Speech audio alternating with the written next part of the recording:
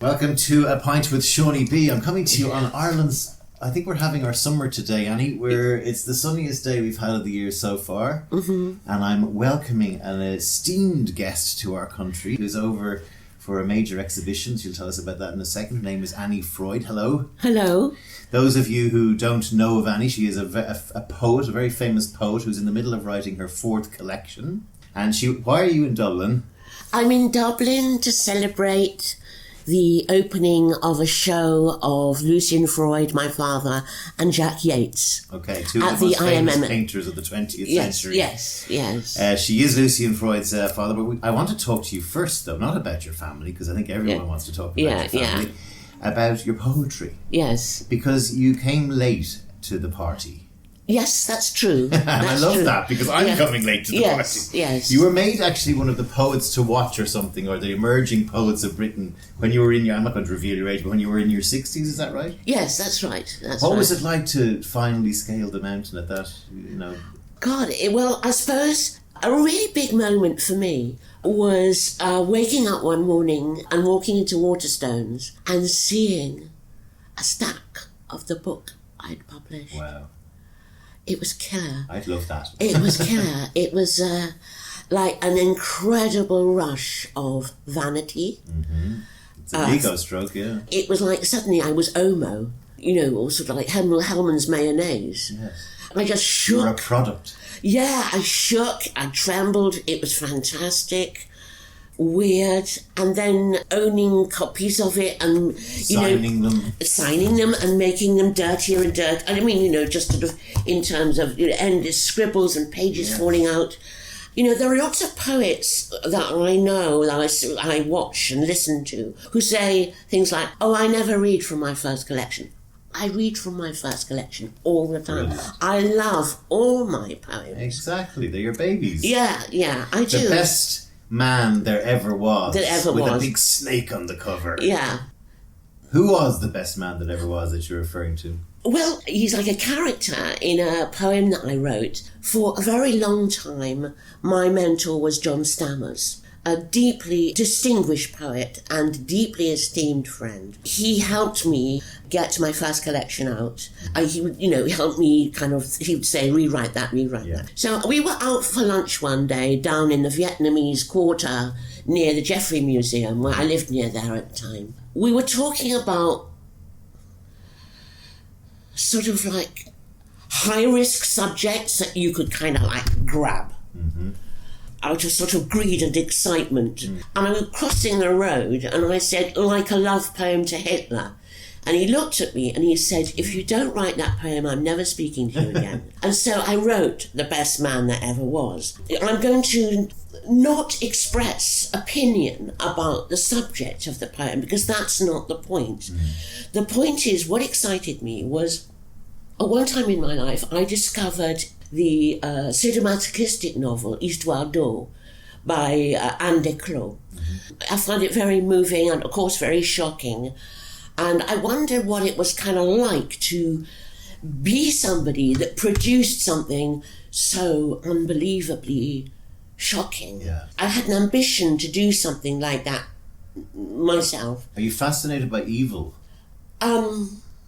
Well, there's a line in Killing Eve that just love, which is it difficult to be a bad person? Not if you practice. So, a lot of your poems that I haven't read all of them by any means, I would say, but a lot of the poems that I did find and fall upon when I was doing some research on you have this peculiar interest to me, and I may have this all wrong, in the things that are meant to be beautiful but aren't, or the things that we're supposed to do but don't, or procrastination, or... Procrastination. See, talk to me about being like a latecomer to being published, and I always made art. My occupation as a child was painting and drawing, really. I was terrified by physical risk and physical like skipping, and acting, but not sport. Not sport. If there was netball going to happen, not only was the last person to be chosen, because I just couldn't concentrate. I didn't understand. Yeah. I used to have tennis lessons. I'm quite good at table tennis though, because it's more focused and you can sort of like express your vicious aspect of your nature when you do a smash, you know. Just this thing, I like the poem about the rose, for example. Your rose doesn't grow the way they grow, and you can't get your stuff done the way other poets can do. And I'm beautiful, but I'm not beautiful. And there's all this stuff going on, which is I love that poem. Yeah, it's a beautiful example of the human quest for, even me in advertising, trying to tell people to look beautiful and look at these people, and it's never really like that, is it? Yeah, well, how that poem came about was I live near Bridgeport. It's very kind of like the remnants of a kind of hippie culture that's all gone capitalist, you know, the little shops selling kind of recycled vests and coverlets and ancient saucepans sold as precious artifacts. So it's in, where is it, Dorset? Dorset, on near the coast. Near the coast. It still has proper greengrocers. With bags and stuff. Yeah. And I was there, and there were these marvellous roses standing in a vase. Why don't you read that one? I will. People can, I love that. People can at least know what we're talking about. So this is from The Remains, right? Yeah. My roses. My roses do not grow like the ones in the catalogue. See how this one cringes against the fence, like an abandoned woman, bitter at having once loved. But it was always like this, and I should have known that the voluptuary in me would always remain partly theoretical. What does the last line mean there? You know, I would have never, and I never took heroin. I never took cocaine. Yeah. It's kind of, I find it difficult to say in some way. No, but I'm sort of, because it's also beautiful. Well, it's like, you know, you're at a party and you're there on your own and you find yourself dancing. And unfortunately, it turns out to be a man wearing a cummerbund. And by some awful fluke, he French kisses you, and you think, I'm so not up for this. I hate to be hit on. Yeah. Why do you hate to be hit on? It makes me feel like it's, you know, Brigitte Bardot. I like attraction. It's always fantastic but I hate to be hit on. I just find it violating. Well, I think a lot of women would agree with you. And quite a lot of men. I hate to, and men hate to be hit on too. Yeah. It makes me feel like a girl. I'm not that. I'm a person. Yeah. I can't bear a male kind of room. I think that's going. It's not as prevalent as it used to be, though. There's a less acceptance from men to see men doing, you know, that kind of predator thing to a woman, or trying to, you know, get her. I don't think it's as allowed as it was, or accepted as it was across the board, which I think is a good thing. Yeah. And I also think women are stronger in their ability to call it out, or to report it, or to say, I'm not happy. For me, it's not a political choice. It's almost like I'm a mollusk. If some guy sort of does that kind of, I go... Yeah, hedgehog. Well, mollusk. Mollusk, limpet. So one of the things, just to stick on the fact that you arrived late, was anything of this to do with the fact that you are from such a prolific family, that you were somehow worried that you wouldn't match some of the dizzy heights people like your father? Inevitably. Yeah. I mean, when I was young, I used to go to the post-socialist society meetings, and I didn't feel capable of taking part in the discussions. I didn't quite understand what was the hard line. And I used to just embroider, because I had sympathy and great fondness for all those people. But I didn't really I didn't feel I had a language currency to participate. But I was there, and I was with these people, and they mattered to me a lot. Yeah. And what they were talking about mattered to me. But it was not I didn't have a political practice, because I didn't come from a background where social questions were discussed in any way, apart from, you know, sort of ballroom dancing version of social questions, if you like. But I always painted, I drew, I made posters, I embroidered, I wrote poems, I wrote short stories. We were isolated. No, I wasn't isolated. My mother, I mean, I had a lot of different talents, if you like. I was an actor for a while. And my mother, who also was hugely talented, she was a very private person, not really social. And I think, had I kind of put myself forward in the way that, like my father wanted me to be, the criticism from her would have been too difficult. But I also took a hell of a long time growing up. The first time I felt I was truly an adult was at 44. Really? Yeah. And what happened that made you feel like an adult? I was in psychoanalysis. Right. And I told a dream in which there were symbolic representations of my mother and my father. And suddenly I jumped to my feet. I said, I'm an adult. And although not everything, fell neatly and comfortably into place, somehow I could never go back to feeling that I was a little child ever again. Right. Ever again. Were you the sort of woman, girl, when you were growing up that would get scared of things? Yeah. Right. Yeah. But I went on stage. I exhibited. You went to school first in France, right? No. I went to the French Lycée.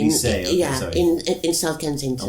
Okay. Yeah. And so that's where you learnt your French. Yes. You're fluent in French, and you're actually translating poetry. Yes, and I lived in France. I had an early marriage. Okay. Yeah.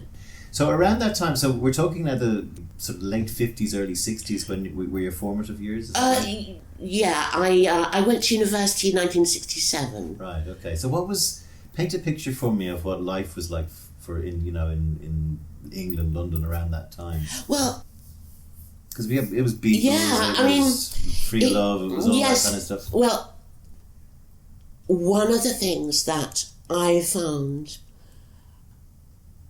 very, very difficult, and this is one of the reasons why I'm doing the translating, and I'll come to that in a moment, but one of the very worst things that could be said about you if you were a girl, that you were easy, and you were never even sure when you were with the person you were meant to love and who was meant to love you, and with whom you were seen as a couple, whether that was not also going on amongst your peers and even in his mind. Although there was this sort of atmosphere of sort of sexual freedom, if you like, and I was incredibly faithful.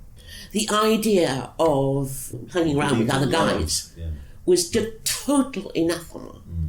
And did you find it hard to find a partner that would mirror that faithfulness? No, it was a private thing. It was going on with me. It was not something ever to be discussed, ever, anywhere. Okay. It was... you were romantic. Yes, I guess.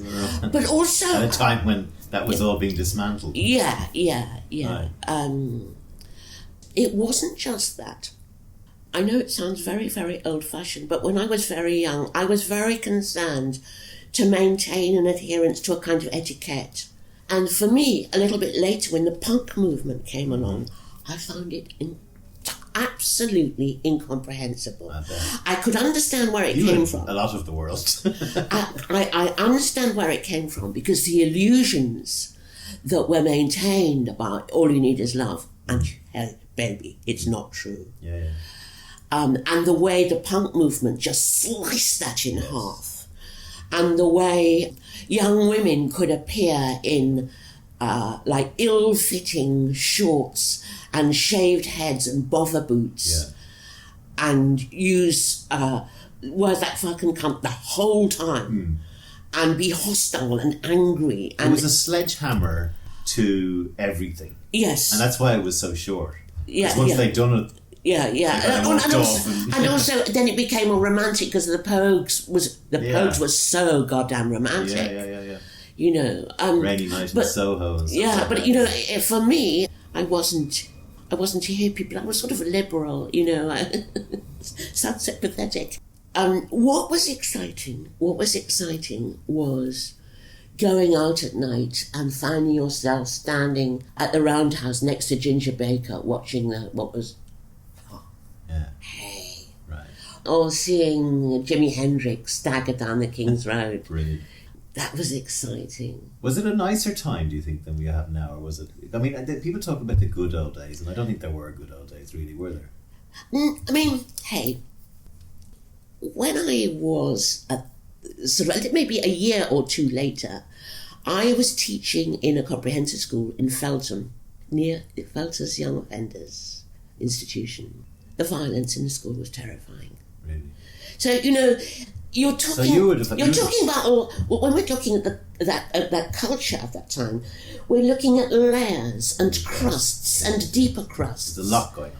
And you know, so that the representation of it all being sort of Terence Stamp and Twiggy and Mary Quant and Conran and all that, they were the elite design intellectuals, if you like, flaunting their beauty, their mobility, their talent, their mass appeal, their innate aristocracy. Yeah. And of course, that was hugely, hugely influential. Mm-hmm. Were you seen as a, child of fame back then? Yeah. A bit. You know, like here, and picture left to right, Annie Freud. Well, you see, I kind of just try and avoid cliches so much because it's so damn easy. But I'll tell you, I remember a time when I was at the lycée. It was a transitional year. I was no longer an infant. I wasn't strictly a teenager yet. But I remember you had to stand up and say your full name. Now, I didn't know who Sigmund Freud was. I didn't know who Lucien Freud was. Sigmund Freud was your great-grandfather. Yes. Okay, but I knew that my dad was a painter. And I just took it completely for granted. I never thought about art for a single moment. Yes. He was just my father who painted. You intuit things and you pick up stuff like children do. And I wouldn't say my name. I don't know quite what it was. Your surname? My surname. Because I would get reactions that I had no idea what they were about. And I think in front of all my school friends, well, they weren't friends, they were just my year, I was just not going to, and I got into a lot of trouble. And you changed your name again later in life as well? I did. I did for a while. I did for a while. It was an error. Like my first marriage was a real love marriage, but it went wrong. It went wrong. I had no idea that I hadn't sort of clocked it that in marriage you've got to be nice when things go wrong. Yes. I didn't know that when things go wrong, you couldn't just kind of be nasty back. You had to kind of fix something. But the family. Why do you think the Freuds are just so prolific? Because we've mentioned too, yourself and your dad and Bella, Esther, Rose. Clement Bella, Esther, Rose, Susie. And now there's young ones coming along. There's some gene there. And it's a trouble gene, right? It's a trouble, it has that great tension inherent in it, doesn't it? I mean, even go all the way back to your great-grandfather. Yeah. There's a kind of a madness and a creativity and a fearlessness and a my way or the highway about, isn't there? There is. It's all the way through. It's better than the Kennedys. Yeah, let me show you what I'm wearing tonight.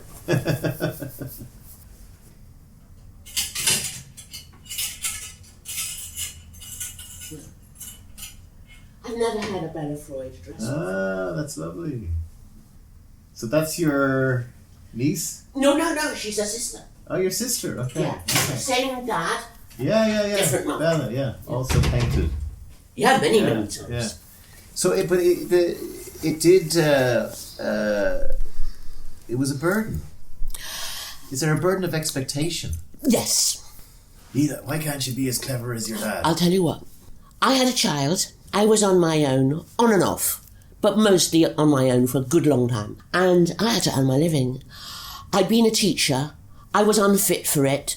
I didn't have teachers have to have so much ballast. You have to stand on strong ground. You have to establish a collegial, mutual engagement and sympathy. And I never was there long enough to get that, but I also didn't know about it. You know, you're on your own in these classrooms. Kids are looking for weakness. Yeah, they're looking for, What's the button? you know, if you haven't shaved the back of your leg, Yeah. as you often hasn't, Yes. the boys will say, shave your fucking legs. Unbelievable. Terrible. And then you're up there trying to kind of...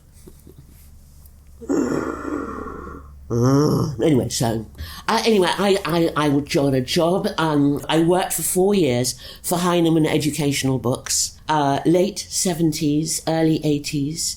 It was a safe, boring job in a company where, you know, publishing at that time ran on alcohol.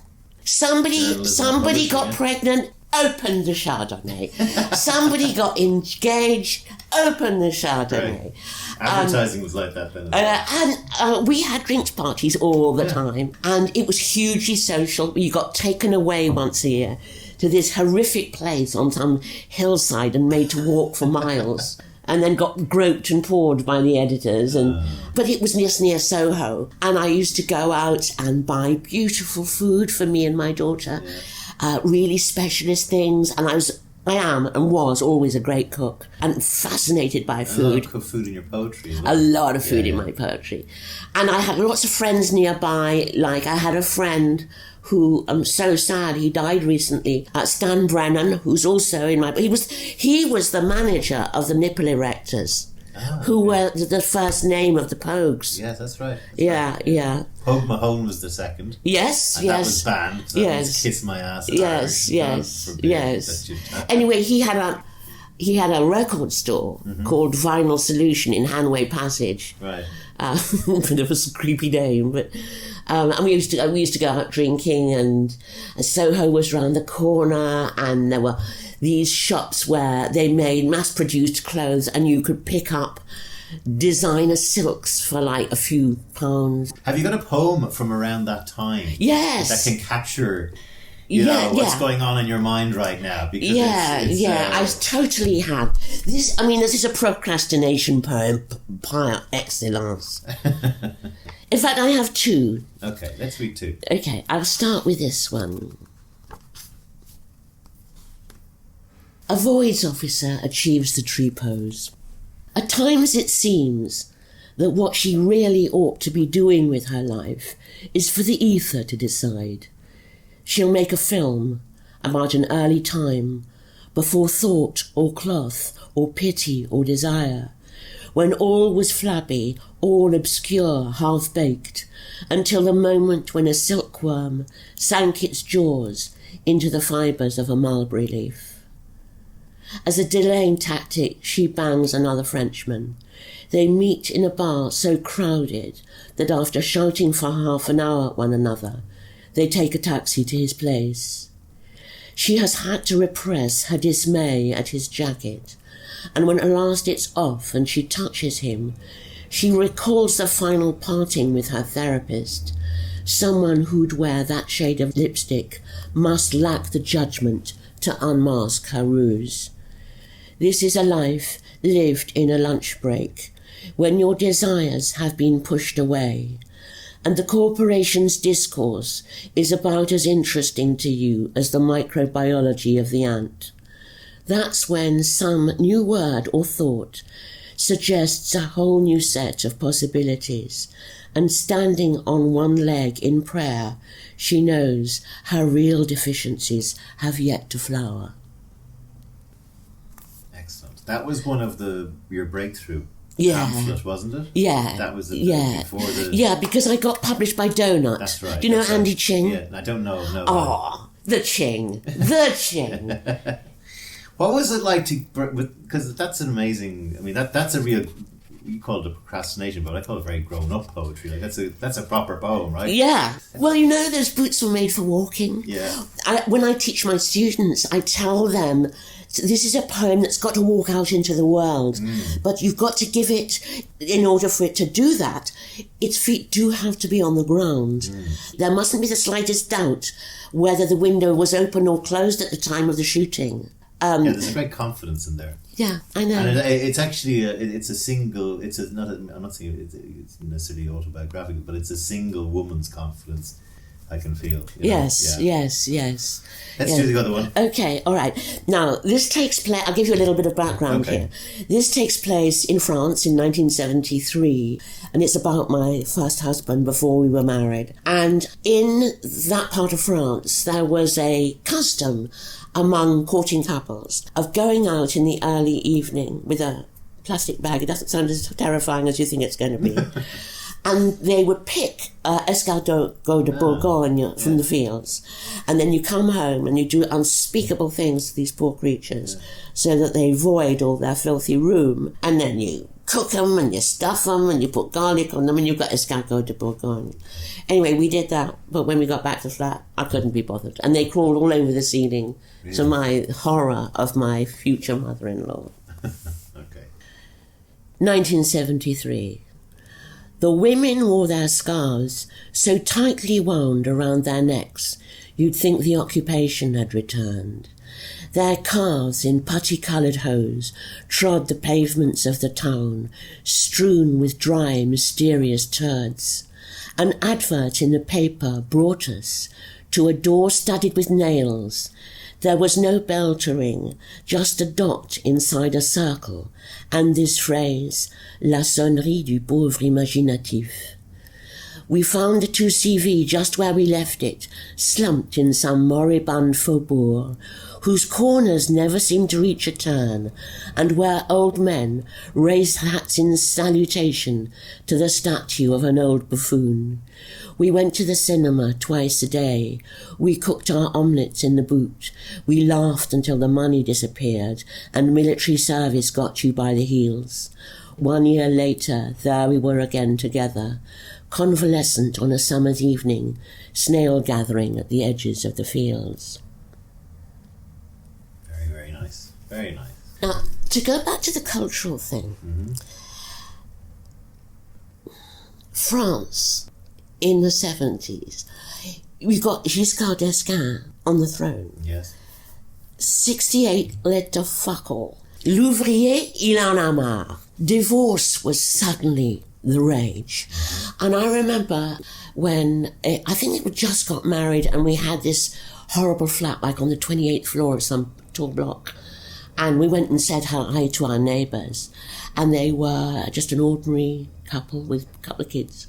We sat down, had a glass of wine, and the man of the family was complaining about the times we were living in. And he said, on n'aime plus sa femme, hop, on divorce. As if it was, and it was, a catastrophe. That somehow religious faith had dried up. Political fervour meant nothing.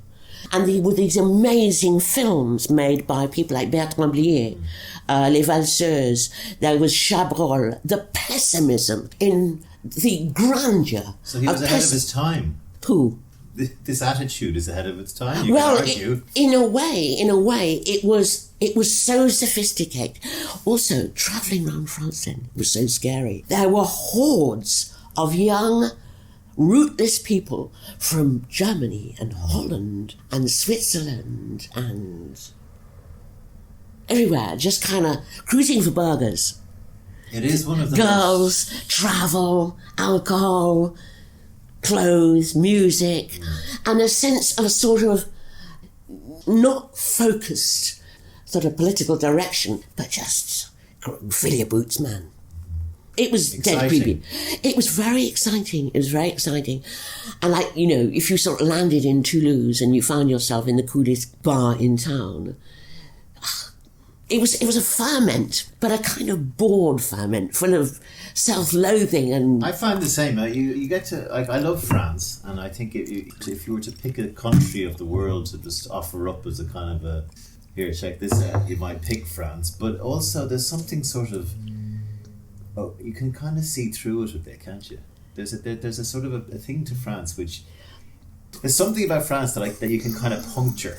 Well, it's punctured itself. I mean, a friend of mine recently won a kind of residency in some beautiful chateau in the southwest. And she's an important painter. And she went there and she said, you know, the trope of these lovely Zola-esque street markets with carrots and little kind of turnips and rabbits It's gone. outside. It's gone. Yeah. Well, It's gone. The economy can't support it anymore. Little villages are crumbling. Yeah. She said it was really sad. Very tough to be there on her own.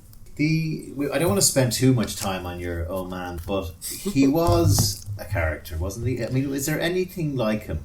I mean, he was a gambler. He was one of the greatest painters of the 20th century. He was wise. He Incredibly, was kind. yeah. He was kind as well, right? Yeah. And cared for you. Yes, brought me up. And brought you up.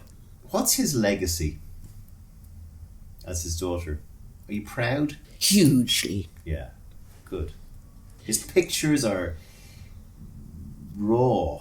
He captures this shine he captures of skin and contortion, and you can almost see that. To me, this is just me talking, my personal view of his work, that you can see the struggle of man in nearly every painting he does. Yeah, I agree with... wanky saying No, I know. But what I'm going to state is a preference for a different aspect of his work. I have the most enormous admiration for so many pictures, and choosing a favourite is just desperately impossible. Yes. But there's a painting of me. He painted me, I think, about 15 or 16 times, so a lot. But there's a painting of me, it's a small picture, and I'm lying on the floor with my head on my arm like that. I'm in jeans. And I think it must have been just a time of loss for me. Maybe my first relationship had broken up. What is lovely about it is that I'm so left alone to be myself in the picture. And what is important for me is I like art that doesn't feel like art. I like poetry that doesn't feel like, hey, here's a poem, blah, blah, blah. It feels so deeply and easily engaged with its subject that no manipulation is happening. So there are many paintings too which are like that. And you just sit obediently there. What would be going through your mind? Just thinking about life? Or we would always be talking. He'd be almost educating you while you were sitting there. Yeah, we'd talk about poetry and talk about my habits. He would sort of like, he was always shaping me and forming me, always. Yeah. He marched to his own drum. Yeah. And he could be difficult at times. Of course. Yeah. Of course, terribly. Yeah. But when a painting was going wrong, he would be deeply, deeply distressed, and he'd stab himself in the thigh with his brushes. Yeah. Look, I will read a poem. Yes, it'll be a poem in honour of your father. Okay. The most beautiful bottom in the world. I'm going to read that tonight. The most beautiful bottom in the world. When I admired the photograph in your kitchen, you told me that it was of a statue of a boy famous for having the most beautiful bottom in the world, and that the emperor who loved him built a great library in his honour. But the boy with the beautiful bottom died before the library could be built, and you can't remember the emperor's name, except that he was one of the most distinguished, if not the most distinguished, of all the Roman emperors.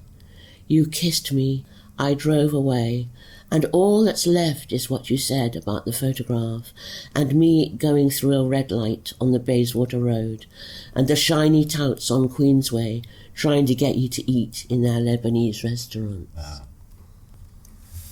that's great. I have that photograph. Have you? It's by John Riddy. Do you know John? Who was the emperor? Caesar, was it? No, it's Hadrian. It's Adrianus and the beautiful boy, that Mary Renault wrote about, you know. What happened to you when he died?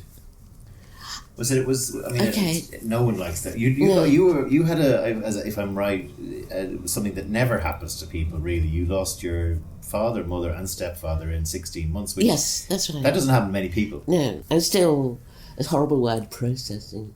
Anyway, what happened was that my husband and I went to London, and many of us, not all of us, were gathered there in the house, and I went to see him on his deathbed. Some of us went round the corner to get food, and we sat round and ate. And I had booked a little cricket pavilion on the top of a cliff in a place called Ypres. where I was expecting 11 people. This little cricket pavilion somehow had beds going right up into the rafters, so it slept 11. And I had rented it, and I had 11 students coming, and Roddy Lumsden and I were going to teach a poetry workshop about places you've been, places you're going to, places you've left, places you're coming back to. And this was a very special place, the sort of place that if you throw your porridge out of the pan, the seagulls would pick it up before it landed on the ground.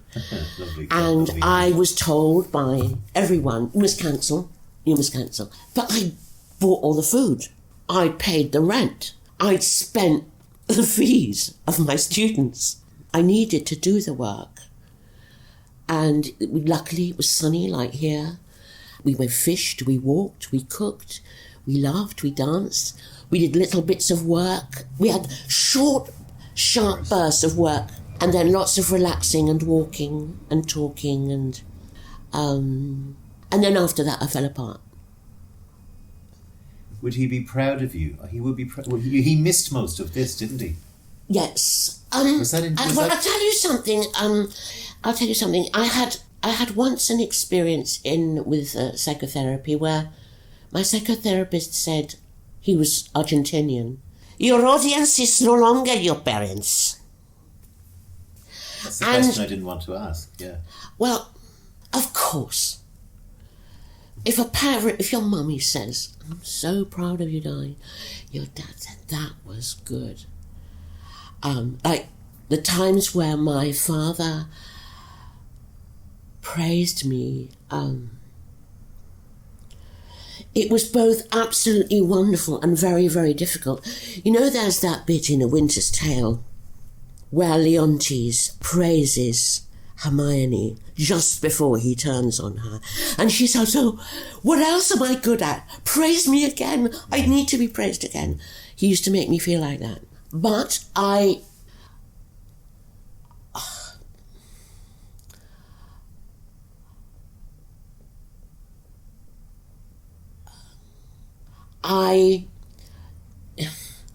want to be emotionally disciplined enough not to go there much.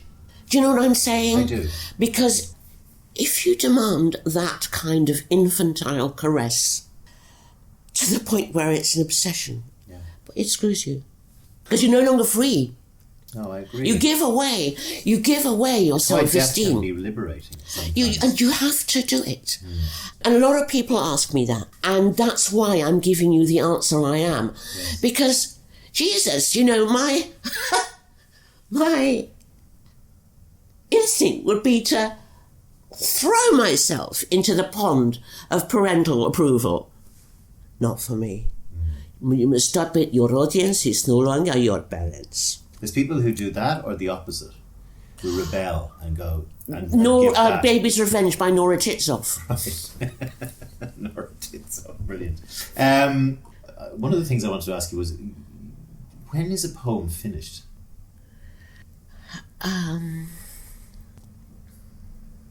When it exudes something of authority. Good answer. That poem you read earlier about the pose and the tree and that woman in Soho had huge, fierce independence to it. Yeah. When it convinces. Do you sometimes tinker around the edges and is it possible to make them worse by tinkering? I remember I was in Oslo and I went to the Edvard Munch Museum, and apparently when he died he had thousands of paintings. Mm-hmm. And he had this sort of the yips of finish. He couldn't finish them. Mm-hmm. He kept. No, it's not really. People had to literally come and just take them off and put them up on the wall. Yes. And I've heard some poets have that issue as well. I don't. I have this thing where I always try and say to myself that what I write, make sure the next thing you write, if it's of some import, is better than the last thing in your mind. Yeah, and I think that's been a good way. Well, I have a very good friend, Rachel Boast. She's nothing to brag about. She's a marvellous writer. She's a marvellous scholar as well. And she's just finished a major project on W.S. Graham, which I contributed to, and I was really proud to do that. And we meet a lot, and we talk a lot, and we send each other's work. She has a magnificent instinct for a comma, for a reversal, for a capitalisation or a loss of a capitalisation, for a removal of speech marks, for a condensation. So, and there's no guarantee of anything. So, of course, a poem can be ruined by a this or a that. Or I've been writing a lot of really long poems. I mean, really long. And, you get terribly wedded to a particular thing. And if you have the guts to take it out. Throw it away. Suddenly. Because I went to a talk, Paul Muldoon. Oh, God, what a god. Anyway, he was giving a talk that I went to hear, and he said, when he writes poems, and he wanted us to get what he was saying, he said, I don't know what I'm doing. And he said, I want you to understand, I really don't know what I'm doing. Well, I don't either. Yeah. And I also have a problem with the erudition of someone like you've done a degree in English literature. You know other poets. You know poetry. You do poetry classes. You teach poets. You see poets. You know a good poem from a bad poem. I write stuff, put it down. I don't have a degree in literature. I never went to college. I don't know what poetry really is. David Harson started talking about solipsisms and all this stuff. I don't even know what that is. Yeah. And so I feel a fraud. Not a Freud, a fraud. You know what I mean? Yeah. Because I don't feel worthy of being. I can say I'm a writer. Yes. Right? Yes. I can write. I don't even use flash. I don't even use poetry. I say I write flash fiction. Yes. I'm afraid to say that I'm a poet. Yes. You know? Yes. Yes. And I've never read. Yes. I've never read my poetry on my podcast. Oh well, let's hear one then. Come on, man up, as they say. Yeah, okay, I will read one. Yeah. I mean, I think also the confidence with which you read your poetry is that thing that you talked about of the poem having legs, and you being brave enough to say, this is what I... Anyway, this is... Okay. I have a poetry collection called Here Lies You and I. Okay. This is the closing piece, the last poem in it, which explains... And there's rhyming in here and stuff like that, which you probably don't like. But anyway. No, I love rhyme. Okay, well, this is called When We Die. What will happen to us when we die, you and I? A world growing ever colder grows now darker without you. Another generation coming through, none of them recalling you and I. What will happen to us when we die, you and I? Will we be together, staring upwards to the sky, holding hands and thinking silently about all that just went by? Was this mere fleeting moment a step and nothing more? Will we ever meet again, perhaps, on some far distant shore, you and I? What will happen to us when we die, you and I? Will choirs of little cherubs come and sing at our goodbye? Will people say nice things about us? Will they cry? The folks we leave behind move on without us by and by, down the ever-rolling treadmill till their time does come to die, like you and I. What will happen to us when we die, you and I? The clouds roll past, the trees grow tall, the rocks stand fast. A planet sailing on through darkness, now just dust among the starness, you and I. What will happen to us when we die, you and I? Will I ever get to see the sparkling firework in your eye, a reflection of the beauty of a world that passed me by, laughing under pressure, making light of every sigh, you and I? What will happen to us when we die, you and I? A vast and roaring chasm, screaming lonely, screaming why, begging for a second chance now that end is nigh. How might we grasp it, you and I? What will happen to us when we die, you and I? Will I regret the mom and apple pie, shuttered curtains ever present on this guy, a man too afraid to even try for you and I? What will happen to us when we die, you and I, when fire consumes and ashes blow across some sheep-strewn mountainside? No elegies or statues. Here lies you and I. I love it. I love it. Thank you. Yeah, it's got a lovely ballad. I find it weird reading poetry to you. I can see that with an extraordinary guitar backing, a beautiful romantic riff in counterpoint to it. I love it. Thank you. It's fantastic. Thank you. I'm going home now. I'm no chuffed. No. Let's finish our chat. What I liked about our chat was there was no real structure to it, and I liked the way we went off. We were like two horses in a field running around. Let's bring it home with maybe some of your new poems. Yeah. One of your new poems, or two of your new poems, or whatever you want to read. A forthcoming collection. Yes, called The Levite and the Concubine, which is out next year. The Levite and the Concubine. Yeah. I'm going to read a new poem, and I'm also going to read a poem translated from the French, a poet, Jacques Tournay, who died on the 6th of February of this year. I'll read it in French. He was a great friend of mine. Okay. And I'll read that first. But I'll read it in French first. Le nom gravé. Un arpège de piano en sourdine, dans une chambre au debout du couloir, prélude d'automne. La clarté du jour se condense. Elle a un jaune d'amadou. Les ombres se promènent toutes seules, c'est-à-dire sans forme humaine, qui les suit ou qui les précède. Chaque chose semble investie d'une raison précise. L'air sera bientôt fourmillant d'attente. La lune d'octobre se laisse pousser la barbe afin d'avoir les joues au chaud. Je reprendrai mes visites au cimetière. Je répandrai mes pensées sur l'humus refroidi. Pour l'occasion, je me suis offert un complet marron. Autant être bien vêtu devant ceux qui ne le sont plus. Si la brume ne m'obstrue pas la gorge, à mi-voix je chanterai un psaume de David. J'en choisirai un de rassurant pour tous, moi inclus. Mieux, j'inventerai mes propres versets sur l'infime que la vie nous apporte et suffit néanmoins à la remplir. En partant, je saluerai la compagnie, les miens aussi que les inconnus, eux dont j'ai croisé 100 fois le nom gravé dans la pierre ou le bois, qu'ils en sont devenus presque des amis. Un ou deux amours inoffensifs me divertiront, de ceux qui n'auraient pas la surface du cœur, plus fragile quand l'hiver se présente. J'essaierai d'écrire un livre et en lire 100. Je renaîtrai au monde le printemps venu, déposé en offrande à mes pieds.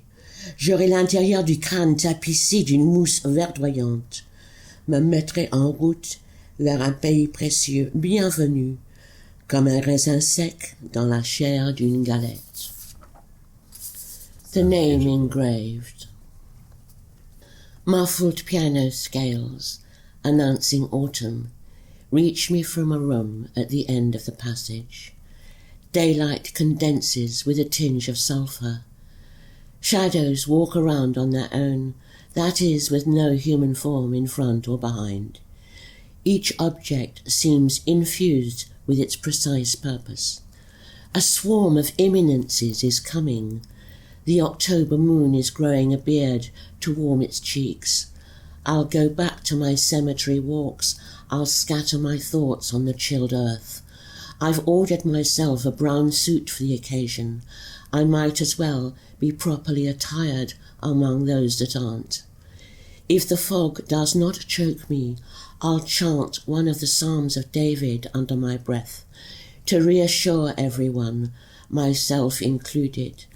Better still, I'll write something of my own, on all the minutiae of life that paradoxically suffice to fill it. On leaving, I'll wave to the company, my people and those unknown to me, those whose names, engraved on stone or wood, I've passed 100 times, and who have become almost my friends. I'll amuse myself with signs of casual liaisons, between those who did not prize the heart too much, now more fragile as winter approaches. I'll write a book and read 100. My rebirth will take place in spring, set down as a gift at my feet. The inside of my skull will be carpeted with a moss of luxuriant green. I'll set out on the road to a cherished country, where I'll be welcomed like a raisin found inside a galette. How hard was that to translate for you? Really hard. It actually... I don't know French as well as you. I know a little bit of French, but I can feel the meter and the... You've captured the same beat as you had in the French version beautifully. Cute, thank you. Yeah. Okay, we'll close with one of your own. Okay. This is from your new collection. Yeah. No, in later life, yeah. I do a lot of church visiting. Okay. Are you religious? Who cannot be, in a sense? I cannot be religious. I can't not be. A lot of Irish people cannot be at the moment, given what happened. No, I can't not be. You can't not be, okay. Is it for solace? Sorry? Is it for solace? Is it for the No, it's the power of it. It's, if you're born out of hundreds and hundreds of years. Also, there's that sense of giving up, saying, I'll not do this. I don't want to not do things. Yeah. I want to do things. But how does that play to religion? Well, you go inside a church. And okay. Well, of course. You go inside a church and you see these pews and you see the engravings, and you understand that at an earlier time, religious belief was occupied the most enormous space in consciousness and in the practice of daily life. And although I don't necessarily have it, I find that studying and observing the artifacts produced by minds whose consciousness was so greatly taken up with religion gives me religious feeling.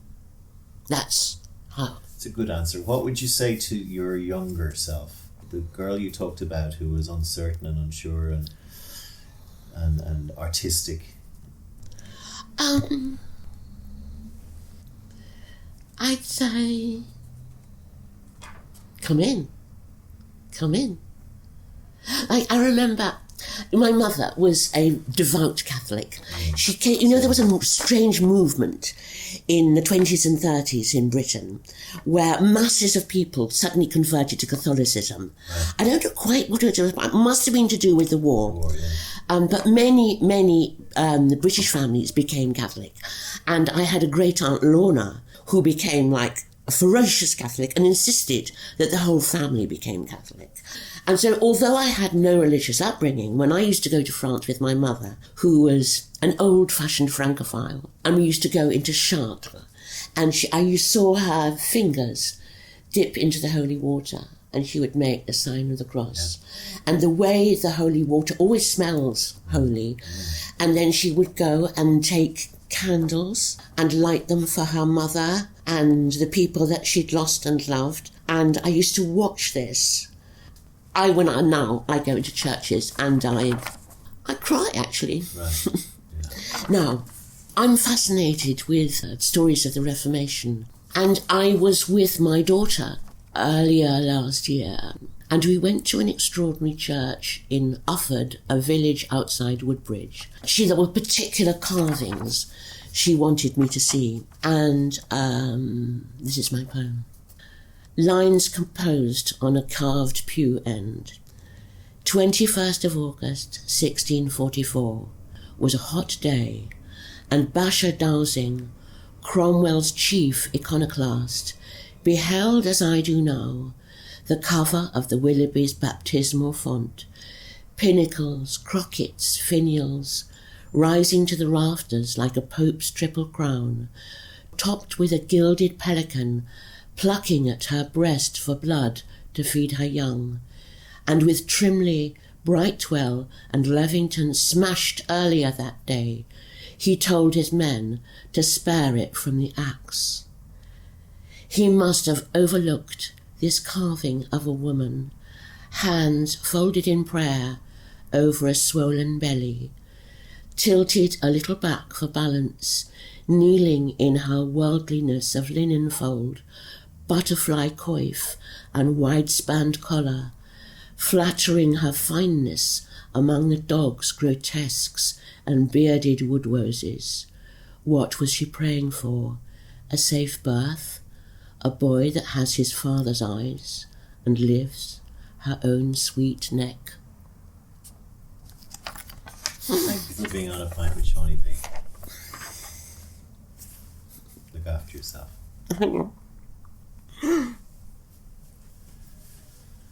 Thank you, really enjoyed that. Brilliant.